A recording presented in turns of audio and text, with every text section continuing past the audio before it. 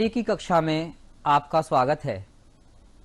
आज हम कक्षा 5 का पाठ 2 पंच परमेश्वर को इस कहानी को पढ़ेंगे। ये कहानी दो दोस्तों की कहानी है, दो मित्रों की कहानी है। इसके बारे में हम अभी गहराई से जानेंगे और इस कहानी के प्रस्तुतिकरण के लिए मैं मुनीश सिंह, प्रधान अध्यापक, प्राथमिक विद्यालय लौदाना, जेवर, गौतम बुद्ध नगर, तैयार हूं। बच्चों, हम कहानी के लेखक के बारे में जानेंगे। हमको पता है कि कोई भी कहानी को किसी न किसी लेखक के द्वारा लिखा जाता है और इस कहानी के लेखक मुंशी प्रेमचंद हैं। ये मुंशी प्रेमचंद जी का चित्र है। ये दुबले पतले शरीर के एक इंसान थे और हिंदी के बहुत ही अच्छे लेखकों में से ये एक हैं। मुंशी प्रेमचंद जी का जन्म 31 जुलाई सन 1880 को वाराणसी के लमही गांव में हुआ था। मुंशी प्रेमचंद जी का मूल नाम धनपत राय श्रीवास्तव उर्फ नवाब राय था। मुंशी प्रेमचंद हिंदी और उर्दू के महान भारतीय लेखकों में से एक हैं। बहुत ही महानतम लेखक मुंशी प्रेमचंद जी हैं। मुंशी प्रेमचंद जी ने अपनी कहानियों में एक आम आदमी के जीवन में आने वाली समस्याओं, जीवन में आने वाले संघर्ष, सभी को अपनी कहानियों में इन्होंने जगह दी है, लिखा है। इनकी कहानियों में आर्थिक कमजोरी, पैसे की कमी को भी बहुत ज्यादा अच्छे तरीके से लिखा गया है।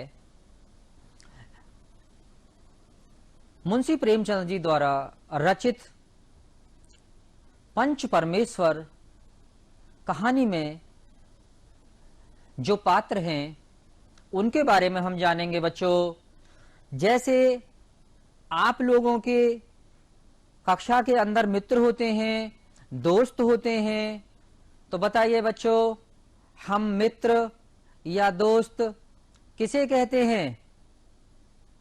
मित्र या दोस्त हम उसे कहते हैं जिसके साथ हम बैठना चाहते हैं, हम खेलना चाहते हैं, जिसके साथ हम घर से स्कूल आना चाहते हैं।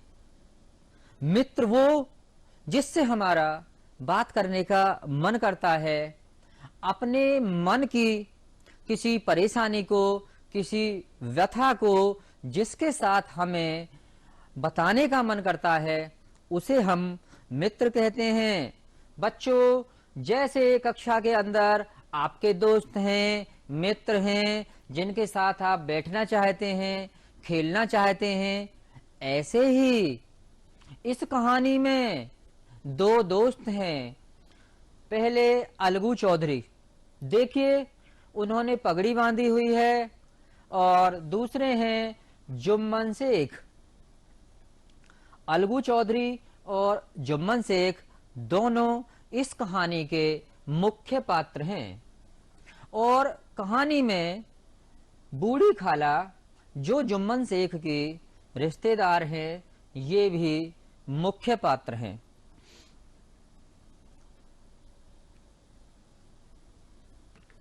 अलगू चौधरी और जुम्मन शेख की मित्रता आप देख रहे हैं, दोनों दोस्त गले मिल रहे हैं।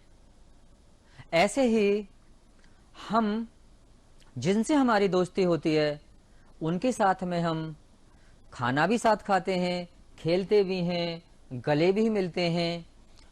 इस कहानी में अलगू चौधरी और जुम्मन शेख बचपन से ही दोनों गहरे मित्र थे। दोनों को एक दूसरे पर बहुत ज्यादा अटल विश्वास था। ऐसा विश्वास कि अगर किसी बात को अलगू ने कह दिया तो आप मान लीजिए उसे जुम्मन ने आंख बंद कर कर विश्वास कर लिया और मान लिया। इन दोनों की मित्रता बचपन में जुम्मन के पिता जुमराती से शिक्षा लेने के दौरान हुई थी। दोनों एक ही गांव में पले बड़े थे, साथ साथ रहते थे। इनमें इनका पढ़ाई जुम्मन शेख के पिताजी जुमराती जी के यहाँ होती थी। अलगू चौधरी पढ़ाई के लिए जुम्मन शेख के घर जाते थे और जुम्मन के पिताजी से पढ़ते थे। बच्चों आप बताओ, आप पढ़ने कहाँ आते हैं? अब हम किसी के घर तो जाते नहीं हैं अब पढ़ने के लिए, अब तो हम स्कूल में आते हैं। हम वहाँ बहुत सारे कई अध्यापक होते हैं और बैठने के लिए फर्नीचर, कुर्सी, मेज सब रहता है। जैसे हम स्कूल में पढ़ाई करते हैं ऐसे ही अलगू चौधरी और जुम्मन शेख ने अपनी पढ़ाई बचपन में जुम्मन के घर, जुम्मन के पिताजी जुमराती जी से की थी। पढ़ाई इनकी बचपन में जुम्मन के घर हुई थी। उसी पढ़ाई के दौरान दोनों में बहुत अच्छी दोस्ती हो गई, मित्रता हो गई। दोनों साथ साथ खेलने लगे और दोनों का आपस में एक दूसरे पर अटल विश्वास बन गया। अगर कभी जुम्मन शेख को गांव से बाहर कहीं जाना होता तब वो अपने मकान की जिम्मेदारी अलगू चौधरी को दे जाते और कहते कि आप हमारे मकान का ध्यान रखना, पशुओं का ध्यान रखना। और अगर कभी अलगू चौधरी को कहीं बाहर जाना होता, कोई ऐसा काम निकल जाता है कि कभी हम गांव से बाहर जाते हैं, घर से बाहर जाते हैं, तब वो अपने घर की जिम्मेदारी रखवाली जुम्मन शेख को दे जाते। जैसे हम कई बार घूमने को जाते हैं कहीं परिवार के साथ में या शादी विवाह में जाते हैं, तब हम घर की जिम्मेदारी किसी ना किसी को मोहल्ले पड़ोस में दे जाते हैं। ऐसे ही एक बार जुम्मन शेख को अपनी धार्मिक यात्रा के लिए बाहर जाना पड़ा, हज की यात्रा करने के लिए। और हज के लिए अरब में जाना होता है। जब जुम्मन शेख हज के लिए गए तो अपने परिवार की पूरी जिम्मेदारी, घर की जिम्मेदारी, पशुओं की जिम्मेदारी अलगू चौधरी को दे गए। अलगू ने कहा आप आराम से जाइए और लौटकर आना, मैं आपके मकान और पशुओं का सबका ध्यान रखूंगा। वहां हज में लगभग 40 दिन का समय लगता है और जब वहां से लौटकर जुम्मन शेख आए तो उन्हें अपना घर पहले की तरह अच्छा, साफ, ठीक सारी चीजें अपनी जगह पे मिली।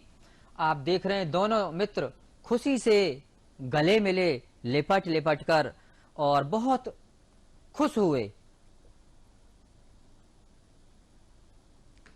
बूढ़ी खाला की खातिरदारी आप चित्र में देख रहे हैं। खाट पर जो बैठी हुई हैं ये बूढ़ी खाला हैं और बूढ़ी खाला के सामने खाना रखा हुआ है और जो ये महिला पास में खड़ी हुई हैं ये जुम्मन शेख की पत्नी करीमन हैं। बूढ़ी खाला अकेली थी, इनका घर परिवार में कोई रिश्तेदार नहीं था, कोई अपना सगा संबंधी नहीं था। इनके सगे संबंधियों में जुम्मन सबसे करीबी था। आप यहाँ देख लीजिए, खाला बहुत बूढ़ी हैं और जब बुढ़ापा आ जाता है तब हमें किसी ना किसी की जरूरत होती है कि जो हमारा ध्यान रख सके, समय पे हमें खाना दे सके, समय पे हमें पानी दे सके और कभी तबीयत खराब हो तब हमें दवा दे सके। जुम्मन शेख की एक मौसी या बूढ़ी खाला थी। बूढ़ी खाला का कोई अपना सगा संबंधी नहीं था। बूढ़ी खाला के पास थोड़ी सी अपनी जायदाद थी, जमीन थी। बूढ़ी खाला की जमीन को हड़पने के लिए जुम्मन ने खाला की बहुत खातिरदारी की, खाने के लिए बहुत अच्छा अच्छा उन्हें खाना दिया, व्यंजन दिए। खाला को स्वादिष्ट खाना खिलाया गया ताकि उन्हें सब अच्छा लगे। खाला की इतनी सेवा हुई कि जब उन्हें खाने की जरूरत होती तो करीमन उन्हें खाट पर ही, वहीं जहां वो बैठी होती, खाना पानी देती। और जब भी खाला कोई आवाज लगाती तो करीमन दौड़कर पहुंच जाती कि बताइए खाला क्या बात है। ऐसा क्यों हुआ बच्चों, आपको पता है? क्योंकि जुम्मन और जुम्मन की पत्नी दोनों के मन में एक लालच था कि अगर हम अपनी सेवा के द्वारा खाला को खुश कर लेते हैं तो वो अपनी संपत्ति हमें दे देंगे, उनका मकान जमीन हमें मिल जाएगा। ये लालच मन में था और खाला उनकी मेहनत से वास्तव में ही बहुत खुश हो गईं। जुम्मन द्वारा खाला की जमीन की रजिस्ट्री अपने नाम करवाना। अब खाला इतनी खुश हो गईं जुम्मन की खातिरदारी से और सोचने लगी कि जब मेरा कोई है नहीं तो मैं जमीन जायदाद का क्या करूंगी, क्यों ना मैं अपनी जमीन जायदाद को जुम्मन को दे दूं, क्योंकि मुझे तो खाना भी यहीं खाना, रहना भी यहीं है और मेरी देखभाल जुम्मन और करीमन को ही करनी है। ऐसा सोचकर, एक समय देखकर खाला ने कहा कि जुम्मन ऐसा करो कि तुम इस जमीन को अपने नाम करवा लो। जुम्मन जमीन अपने नाम करवाने के बाद उसके साथ बुरा व्यवहार करने लगा। जुम्मन की पत्नी करीमन रोटियां देने के साथ कड़वी बातें भी सुनाने लगी। कुछ दिन खाला ने सब सुना और सहा, और जब ना सहा गया तब जुम्मन से शिकायत की। खाला ने कहा, बेटा जुम्मन, मेरा तुम्हारे साथ निभा न होगा। ऐसा करो कि तुम मेरा मासिक खर्चा, माहवार खर्चा बांध दो, मुझे महीने में खर्चा दे दिया करो। मैं अपना स्वयं खाना पकाना अपना अलग व्यवस्था कर लूंगे, मुझे तुमसे कोई मतलब नहीं रहेगा, मुझे तो केवल खर्चा दे दिया करो। अब आप देख लो लोग कितने कितने लालची होते हैं बेटा। बच्चों, जैसे ही खाला ने जुम्मन के नाम जमीन की रजिस्ट्री कर दी, अब जुम्मन का पूरा व्यवहार बदल गया। पहले क्या था कि खाला को अगर किसी चीज की जरूरत है, करीमन और जुम्मन दौड़कर जाते थे, और जब जमीन अपने नाम हो गई तब व्यवहार में पूरा बदलाव आ गया। जैसे ही जमीन की रजिस्ट्री पर मोहर लगी कार्यालय में, तो समझ लीजिए खाला की खातिरदारी पर भी मोहर लग गई, विराम लग गया। उसी से दुखी होकर खाला ने कहा कि बेटा, मेरा निभाह तेरे साथ न होगा, मुझे रुपए पैसे माहवार दे दिया करो। ये सुनकर जुम्मन ने कहा, खाला, पैसे क्या पेड़ों पर फलते हैं? मेरे पास पैसे नहीं है, मैं तुम्हें कोई रुपए पैसे नहीं दे पाऊंगा। अब तो ये सुनकर सोचो खाला का साथ क्या हुआ होगा। बच्चों, खाला बहुत ज्यादा दुखी हो गईं। खाला ने जुम्मन से कहा कि अब मैं एक पंचायत बुलाऊंगी। बूढ़ी खाला का पंचायत बुलाना। और पंचायत कैसी होती है आपने गांव में देखा भी होगा, शहर में देखा भी होगा। कई बार जब आपस में कुछ झगड़े हो जाते हैं, विचारों में मतभेद हो जाता है, जो आपस में हम पर नहीं सुलझ पाता, उसके लिए हम पंचायत बुलाते हैं। और जब पंचायत आती है तब गांव की पंचायतें खुले में होती हैं। यहाँ आप देख रहे हैं चित्र में एक बड़ा सा पेड़ है, उस पेड़ के नीचे एक चबूतरा है और उस चबूतरे पर कई सारे पंच बैठे हुए हैं और वहीं उन लोगों को भी बुलाया जाता है जिनका आपस में झगड़ा है। वहीं खाला को भी बुला लिया गया और जुम्मन को भी बुला लिया गया। और आप देख रहे हैं बेटा बच्चों, पंचों के लिए हुक्का भी रखा है और यहाँ पर जहाँ पंचायत हो रही है पास में कुआं भी है, मकान भी हैं। और दूसरे गांव के लोग जो ये जानना चाहते हैं कि पंचायत ने क्या फैसला किया, उनके यहाँ पर वो भी आकर पंचायत में बैठ जाते हैं, शामिल हो जाते हैं। और किसी भी पंचायत में कुछ पंच होते हैं जो मनमुटाव की बातों को सुनते हैं और उन्हें सुनकर अपना फैसला देते हैं। बूढ़ी खाला की जो पंचायत हुई है, इसमें बच्चों पंच किसे बनाया गया? इसमें पूछा गया पहले कि बताओ जुम्मन किसे पंच चाहते हो? तो जुम्मन ने कहा कि खाला ही बता देंगी किसे पंच चाहती हैं। अब वहां पर इस पंचायत में पंच के रूप में अलगू चौधरी का नाम आया। तब खाला ने कह दिया कोई बात नहीं है, आप अलगू चौधरी को ही पंच बना लो। अब जुम्मन तो बहुत खुश हो गए, उन्हें लगा कि अब तो मेरे मित्र इस समय पंचायत के पंच हैं, हो सकता है कि वो मेरे पक्ष में कोई निर्णय दे दें। लेकिन अलगू चौधरी जो पंच हैं, उन्होंने जुम्मन से कहा कि जुम्मन, न पंच किसी के मित्र होते हैं न पंच किसी के दुश्मन होते हैं, वो तो न्याय के साथ रहते हैं। आज मेरी निगाह में जुम्मन, आप और खाला दोनों बिल्कुल बराबर हैं। अब आप यहां देखिए, इस पंचायत के पंच अलगू चौधरी हैं। खाला की शिकायत मुझसे जुम्मन के साथ रोज रोज की खटपट सही नहीं जाती है। मुझे न पेट की रोटी मिलती है न तन का कपड़ा। पंचायत का फैसला, जुम्मन शेख द्वारा बूढ़ी खाला को माहवार खर्च देना होगा। अगर मंजूर न हो तो रजिस्ट्री को रद्द समझा जाए। अब पंचायत का फैसला सुनकर जुम्मन शेख बहुत बेचैन हो गए, घबरा गए। पंचायत ने तो कह दिया कि या तो आप खाला को माहवार खर्चा दीजिए और अगर नहीं देते हैं तब ये रजिस्ट्री रद्द मानी जाएगी। इस फैसले से दोनों मित्रों में, जुम्मन शेख और अलगू चौधरी में नाराजगी हो गई। कभी कभी बच्चों देखा है कि आपस में तुम्हारे दोस्तों में कोई मनमुटाव हो जाए और तुम्हारे मन की सी बात तुम्हारा मित्र ना करे तो आपस में मनमुटाव हो जाता है, लड़ाई भी हो जाती है।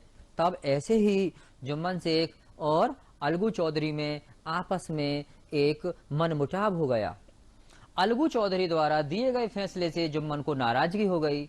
जुम्मन अलगू चौधरी से मन ही मन बदला लेने के लिए मौका ढूंढने लगे।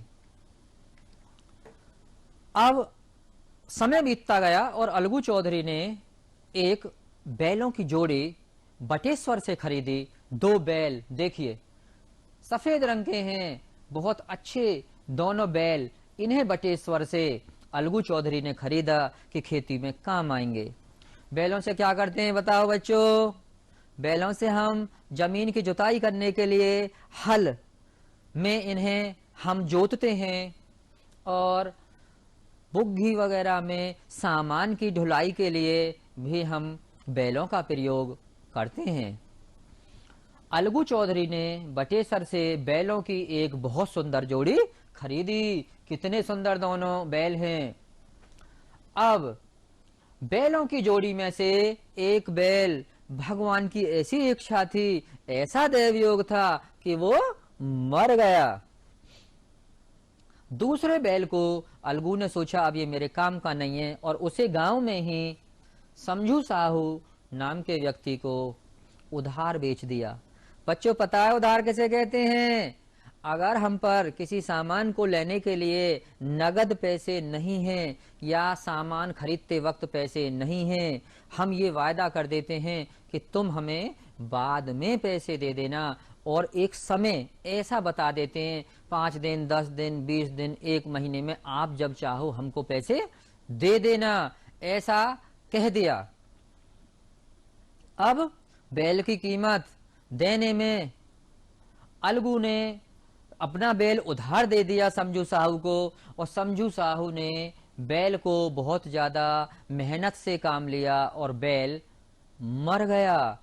अब तो समझू साहू द्वारा अलगू को पैसे देने में आनाकानी होने लगे, बहानेबाजी करने लगे। अलगू चौधरी और समझू साहू की आपस में पंचायत हुई, और पंचायत पहले की तरह ही उस पेड़ के नीचे सारे लोग आ गए और यहाँ पर बैठे। अब पूछा गया कि क्या विवाद का विषय है, और इस आज की पंचायत का पंच सभी की आपस में समझ से दोनों में पूछा गया कि अलगू और कि आप किसे और समझू साहू पंच चाहते हो। तो पंच के रूप में जुम्मन शेख का नाम आ गया, और जुम्मन का नाम सुनते ही अलगू घबरा गए। लेकिन ऐसा कुछ नहीं हुआ। जुम्मन ने कहा कि मैं न्याय के साथ रहूंगा, और फैसला पंचायत का ये हुआ, समझू बैल की कीमत अलगू को देंगे। जिस समय बैल अलगू चौधरी ने समझू साहू को दिया वो स्वस्थ था, वो ठीक था, वो अच्छी देखभाल न होने के कारण मर गया।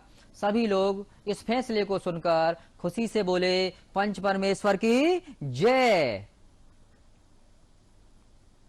इस पाठ में जब हम पढ़ते हैं, आपको भी अब घर पर ये पाठ किताब से पढ़ना है। इसमें कई सारे कठिन शब्द आते हैं, उनके उच्चारण हम पढ़ते हैं।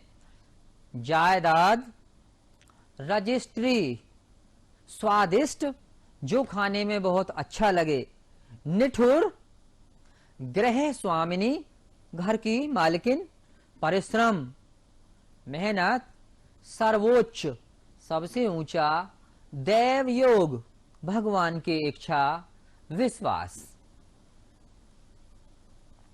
कठिन शब्द भी आएंगे इसमें कुछ, और हम उनके अर्थ समझेंगे। स्वादिष्ट जायकेदार जो खाने में अच्छा लगे, लजीज हो। गृह स्वामिनी घर की मालकिन, दैव योग ईश्वर की इच्छा, परिश्रम मेहनत, धृष्टता ढिठाई, कबूल, स्वीकार, जह, बहस, सर्वोच्च सबसे ऊंचा। इन्हें हम किताब से बच्चे सारे लिख लेंगे और कठिन शब्दों को याद कर लेंगे। अभ्यास कार्य, सही विकल्प पर सही का निशान लगाना है। जुम्मन का मित्र होते हुए भी पंचायत में अलगू ने उनके खिलाफ फैसला दिया, क्योंकि अलगू सच्चा मित्र नहीं था। ये बात गलत है। जुम्मन के घमंडी स्वभाव से अलगू नाराज था, ये भी ठीक नहीं है। सरपंच का स्थान ग्रहण करने वाला व्यक्ति निष्पक्ष होकर न्याय करता है, ये ठीक है। इसीलिए हमने इस पर टिक का निशान लगाया है।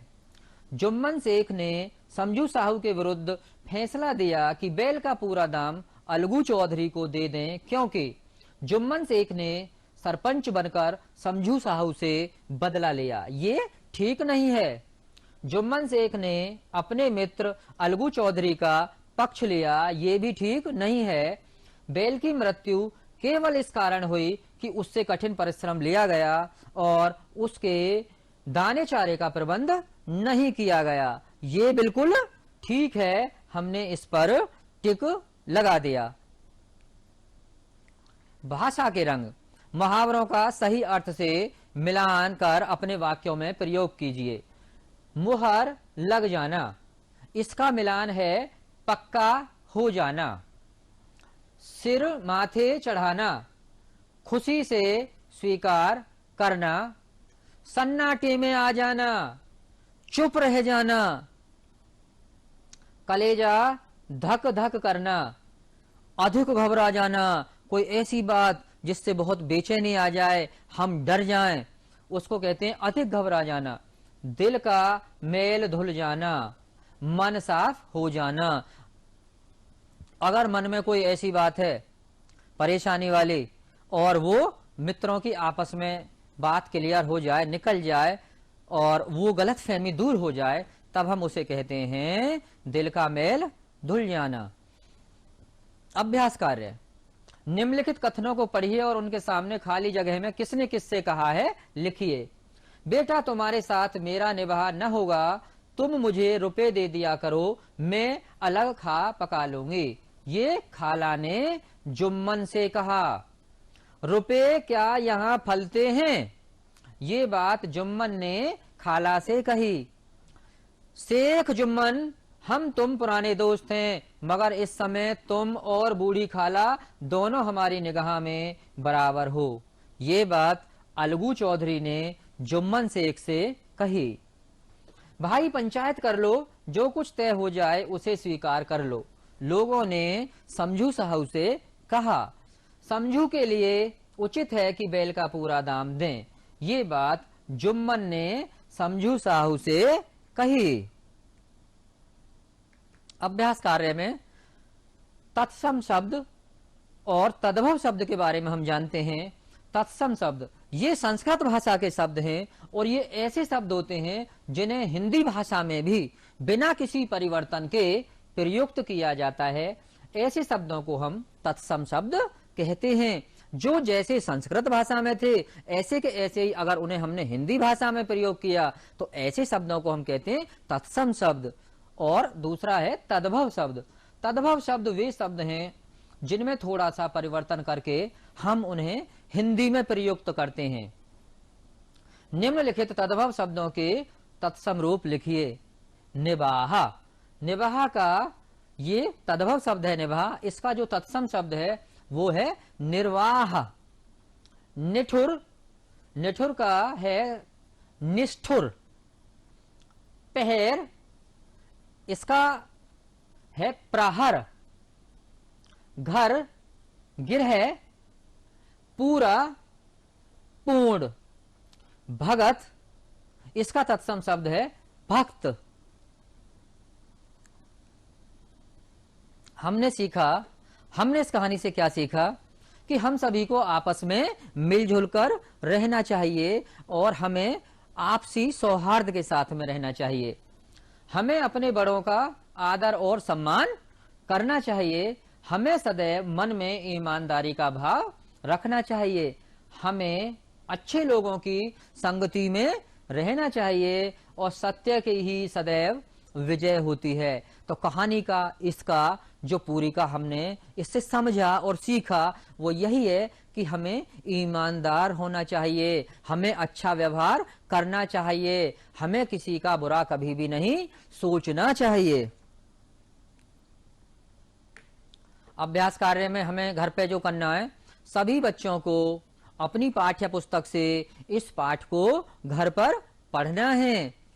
बच्चों, आपको अपने मित्रों के साथ में एक बाल पंचायत करनी है और जो आपके अच्छे मित्र हैं कक्षा के अंदर, आपको उन सभी के नाम कॉपी पर लिखने हैं। अपने मित्रों के नाम जिन्हें आप बहुत अपना अच्छा मित्र मानते हैं, अपना दोस्त मानते हैं, उन सभी के नाम कॉपी पर लिखने हैं और कहानी को याद कर लेना है, पढ़ना है और कॉपी में लिखना है। कहानी को अच्छे से सुनने के लिए, समझने के लिए, सीखने के लिए बच्चों का बहुत बहुत धन्यवाद। आप व्यस्त रहिए, खुश रहिए, स्वस्थ रहिए। आज मैं